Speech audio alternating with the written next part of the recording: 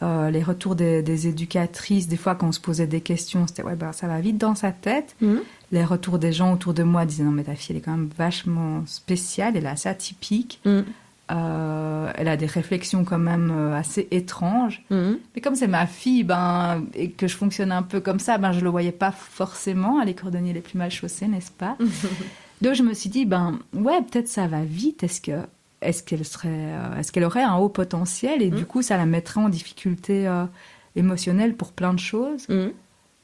Alors je me suis dit que j'allais éventuellement lui faire passer les tests. Mais je voulais pas la lancer dans ce truc-là sans être passée avant pour aller tâter le terrain.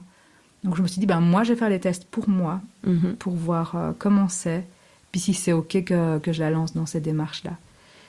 Et pendant les tests, il s'est avéré que le résultat était que il y avait une intelligence élevée, machin. Un profil HPI, ouais. Voilà, mais il y avait aussi des suspicions de TSA, trouble du spectre autistique, SDI, sans déficience intellectuelle.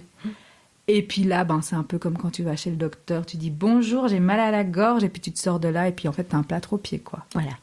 Et moi, ça m'a juste fait dire what, mais autiste, quoi. Enfin, c'était fort, c'était violent, parce que j'avais une image de l'autisme tellement handicapant, tellement grave, tellement que c'était très compliqué et très confrontant pour moi. En même temps, c'était qu'une suspicion. Oui.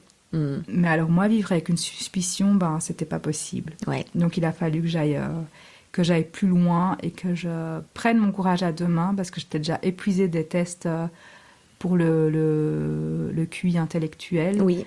Et me relancer dans une batterie de tests, je savais que ça allait me demander beaucoup, mais là, je sentais qu'il fallait que je le fasse, quoi. Que t'aies tes réponses. Je me dis là, c'est pas possible que je sois passée à côté de ça, que j'ai besoin de savoir, en fait. Et oui. Oui, parce qu'on peut rappeler que le profil de haut potentiel intellectuel, c'est un profil, c'est pas un diagnostic. Ça explique pas les difficultés, les troubles que tu as pu rencontrer dès ton enfance. Un HPI, la plupart vont très très bien. Et s'il n'y a pas de troubles associés, c'est des personnes très heureuses, qui ont des capacités d'adaptation de vie sociale plutôt excellentes.